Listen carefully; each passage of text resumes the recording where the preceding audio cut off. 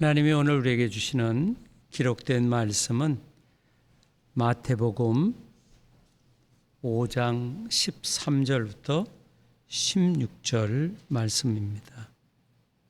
신약성경 6쪽입니다.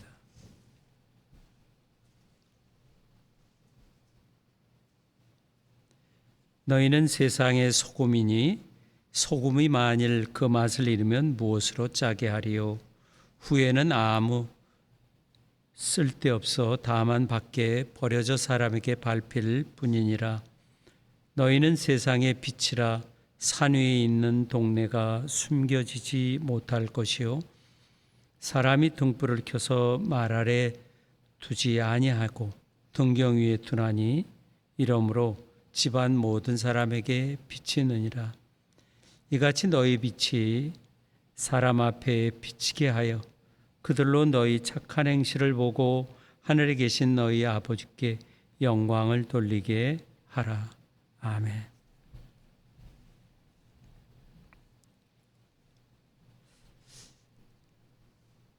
빛과 소금, 또 소금과 빛. 우리 그리스도인들에게 자주 비유되는 그러한 단어입니다. 그래서 예수님께서는 세상에서 우리들이 어떠한 삶을 살아야 되는지, 그래서 이 비유, 그림말을 통해서 우리에게 알려주는지, 소금 그리고 빛. 우리는 복 받은 사람들입니다, 이미.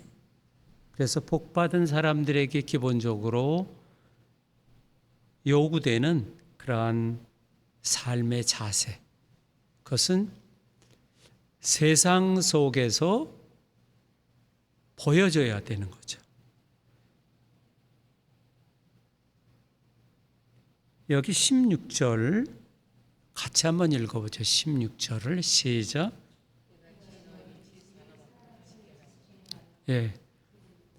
우리의 그 삶이 대상이 하나님은 물론이거니와 사람들이라는 거, 사람들 앞에서 어떻게 살아가야 되느냐 하는 것을 이야기하는 겁니다. 첫 번째는 세상에 소금이 되라고 부르셨다. 13절 같이 한번 읽죠. 너희는 세상의 소금이니 소금이 만일 잃으면 무엇으로 후에는 아무 쓸데 없어 다만 밖에 버려져.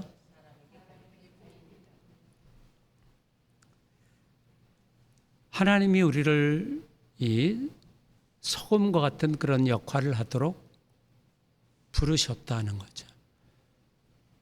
소금이라고 하는 것은 현대도 그렇지만 그 고대에도 매우 중요한 거, 그리고 가격이 지금보다도 더 비쌌습니다.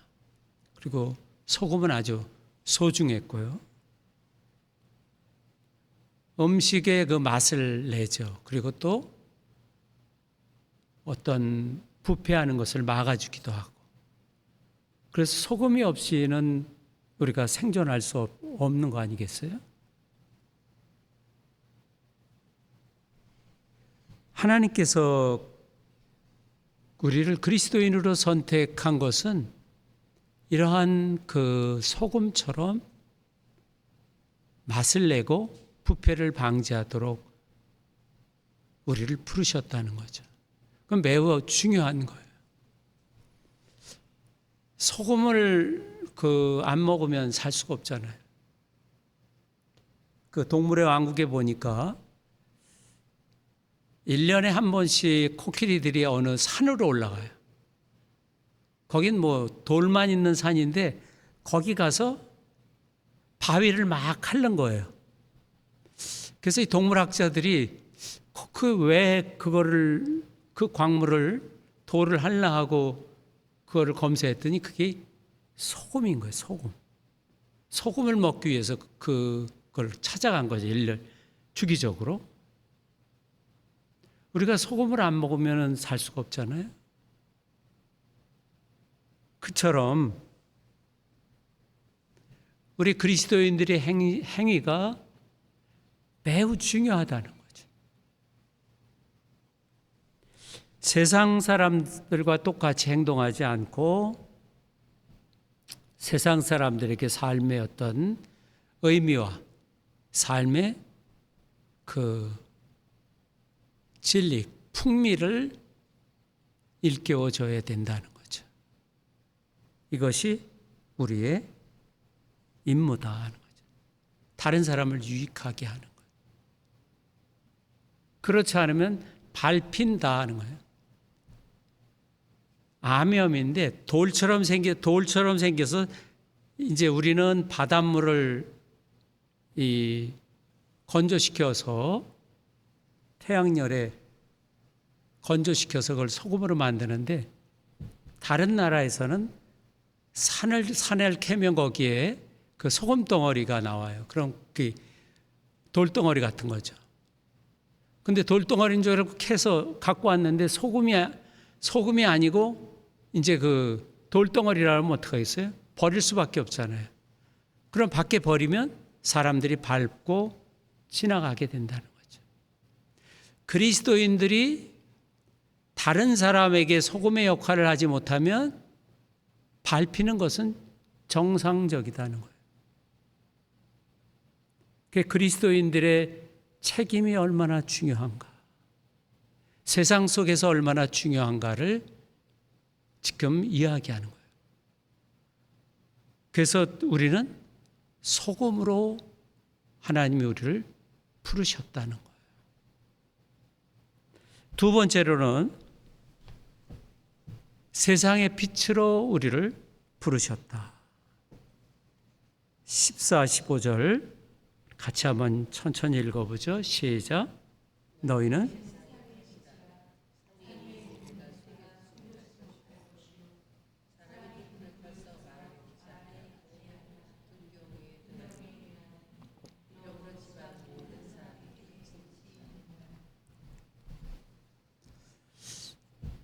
어떤 한 사람 앞에 빛이 아니라 온 세상의 빛이라는 거예요. 산 위의 동네가 숨기지 못한다.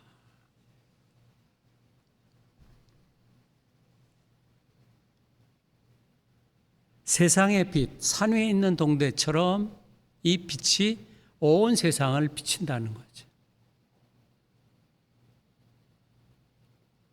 그래서 그 빛은 세상 속에 드러나야만 된다는 거죠. 요한복음 8장 12절에 예수님께서 나는 세상의 빛이다. 우리는 이미 복받은 사람으로서 예수님이 우리 안에 거하기 때문에 그 빛이 우리를 통해서, 우리의 행위를 통해서 빛이 드러나는 것이 정상인 거죠. 왜냐하면 빛을 우리가 품고 있기 때문에 우리가 곧 세상의 빛이 되는 거죠. 그래서 하나님은 우리를 통해서 세상의 빛을 발하기를 원하시는 거죠.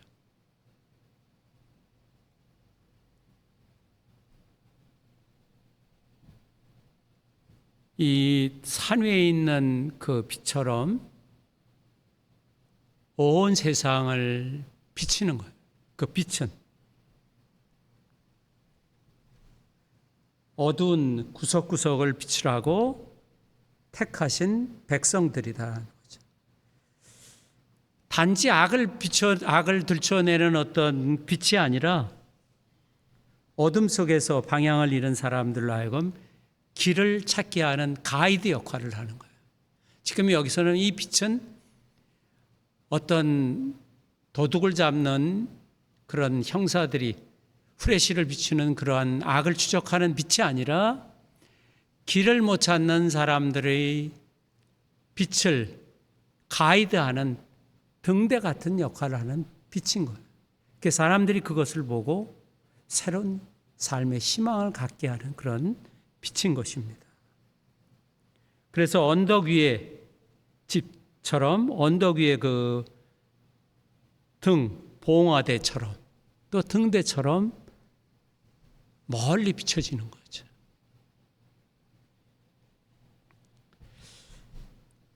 이런 역할을 하지 못할 때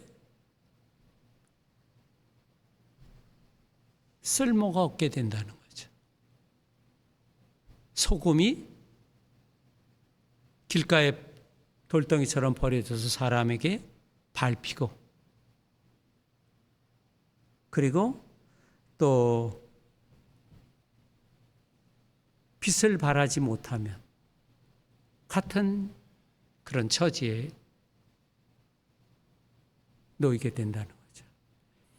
그래서 여기 빛이 있는데 이 빛을 어떤 그런 그릇이나 바가지로 그릇으로 덮은 사람은 없잖아요.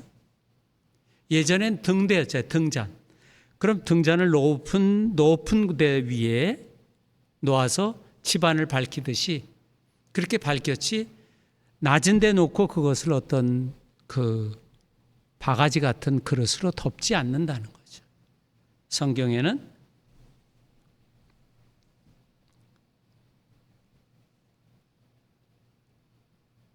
말이라고 하는 그 예전에는 그 쌀을 한 대, 두 대 그 되는 그러한 그 기구였죠. 그러니까 한 말, 두 말, 우리나라도 예전에는 키로가 아니고 한 말, 두 말 그 부피로 따졌잖아요.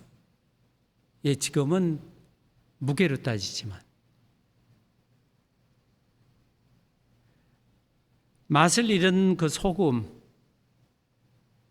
책임이 없는 그리스도인은 버려진다는 거예요. 빛을 이루는 빛을 이루는 빛은 빛이 아니죠. 어둠이죠. 버려지는 거죠.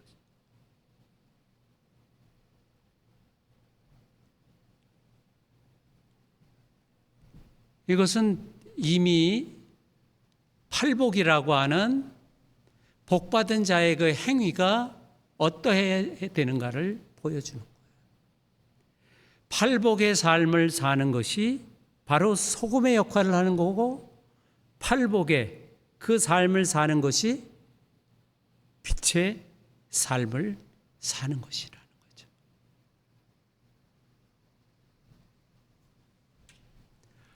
온 세상을 밝히시고 온 세상이 볼 수 있도록 골고다 동산 위에서 십자가에서 높이 들려 죽으신 예수 그리스도는 모든 사람의 희망과 새 생명과 구원을 주는 새로운 높은 그 등대의 빛처럼 밝히셨습니다. 우리도 바로 그 예수님처럼 이 세상 속에서 그런 빛을 발해야 되는 거죠. 이것이 바로 우리의 책임이라 하는 거죠. 그래서 그리스도인 그러면 책임이라고 하는 것이 떠오르게 되는 거죠. 다른 사람들이 내가 나를 볼 때도 나는 책임감이 있는 사람인가? 그리고 다른 사람이 볼 때 저분은 책임감이 있다고 그렇게 인정을 해야 돼. 지금 이것은 나 혼자서 확신하는 것이 아니라 다른 사람이 나에 대한 이야기하는 거예요. 말하자면 나를 어떻게 보는가예요. 내가 혼자 뭐 주여 아무 소용이 없는 거예요. 내 믿음이 좋고 아무리 신앙 고백이 완전하다 해도 그것이 아니라 다른 사람이 어떻게 나를 보느냐 하는 거죠. 16절을 같이 보죠. 16절 시작.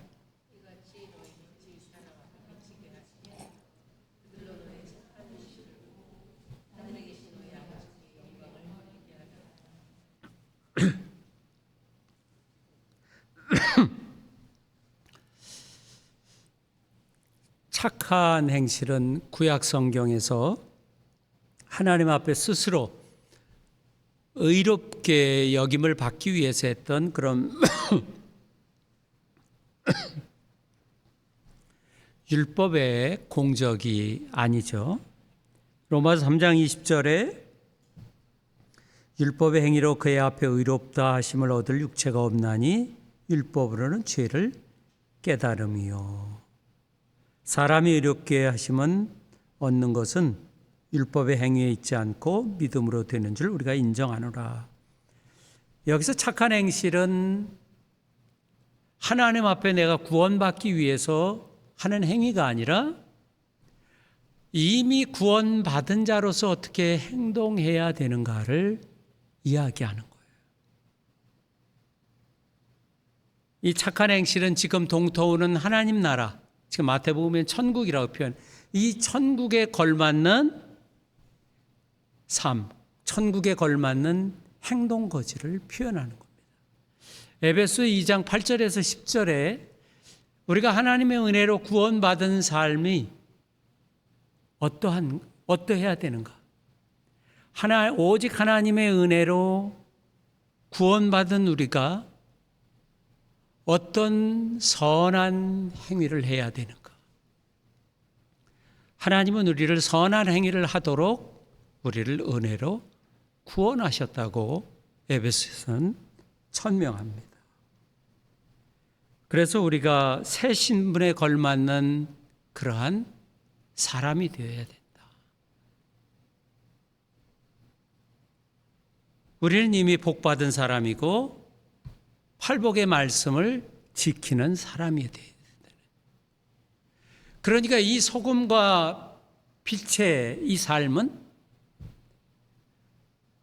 지난주에 설교한 마음이 가난한 자야만이 가능한 거예요. 팔복을 지키는 사람만이 그게 빛의 삶이요, 그것이 소금의 삶인 것이라는 거죠. 세상 사람과 똑같은 삶이 아니라 팔복이라는 것이 일반 가치관을 뒤집어 버리는 그런 말씀이잖아요.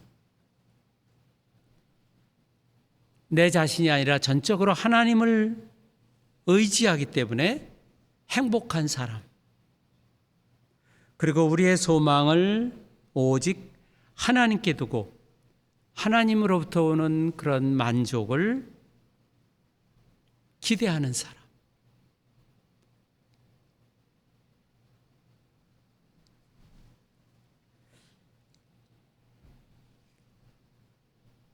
오늘 말씀은 성경은 이 산상수훈에서도 계속해서 우리의 그 행위를 다른 사람에게 보이도록 하지 말라 하는 말씀이 여러 나옵니다. 다른 사람에게 우리의 행위가 보여서 잘난 척하지 말라고 하는 행위가 많은데 오늘 말씀은 16절 말씀을 같이 한번 읽어보죠. 16절 시작.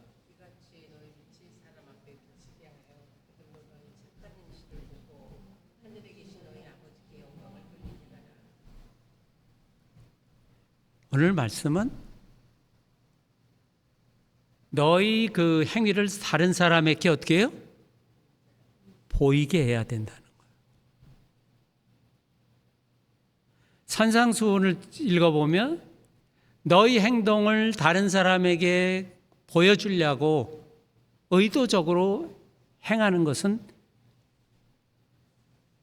외식하는 자다. 그렇게 얘기했잖아요. 지금 여기서는 너희 행위를 사람들에게 어떻게 세상 속에서 어떻게 해라? 보여라 하는 거예요. 근데 왜 보여야 되는지 그 이유가 예수님께서 또 구체적으로 설명하시는 거죠.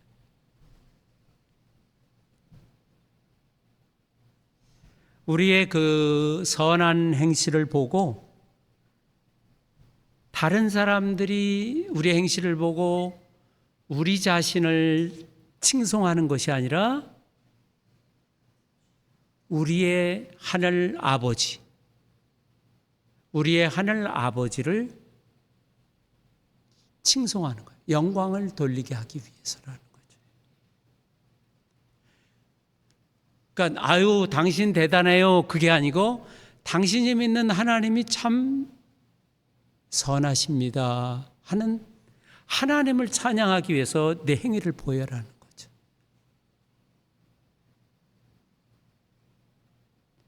우리의 착한 행실을 본 사람들이 칭송하고 인정해야 할 대상은 우리 자신이 아니라 하늘 아버지. 오늘 여러분들이 묵상한 말씀에 천지의 주제, 천지의 주님이 하늘과 땅의 주님, 하늘과 땅의 주인이신 그 아버지께 사람들이 영광을 돌리게 해야 된다는 거예요. 당신들이 믿는 신이 정말 위대한 분이요, 좋은 분이라고 이렇게 칭송할 수 있도록 해야 된다는 거예요.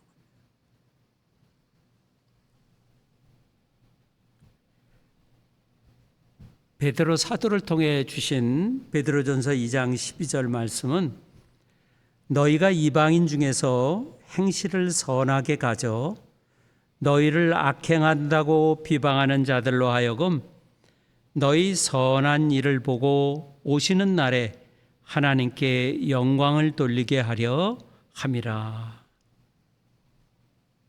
우리의 선한 행위를 보고 하나님께 영광을 돌리게 하라는 겁니다. 우리의 처신이 유리창처럼 투명하게 보여지는 것입니다. 이 유리창을 통해서 사람들은 우리 안에 계신 하나님, 우리 안에 계신 빛이신 예수 그리스도를 보고 그분을 찬송하게 되는 것입니다. 결국 이것은 다른 사람들에게 복음을 전하는 그런 방법이 되는 겁니다. 그래서 삶으로 복음을 전하십시오. 그렇게 우리는 또 다른 강조를 하는 것입니다. 하나님이 무거운 짐입니다. 이것은 예수님이 내 짐은 가볍다 하는데 이건 참 무거운 거예요. 이건 한번 어떤 이벤트 행사로 끝나는 게 아니고 우리의 삶의 과정입니다. 우리의 그 방향성이 바로 이 말씀에 맞춰져서 또 새롭게 시작하는 한 주간 되시기를 바랍니다. 기도하겠습니다. 들은 말씀을 들고 통성으로 같이 기도하겠습니다.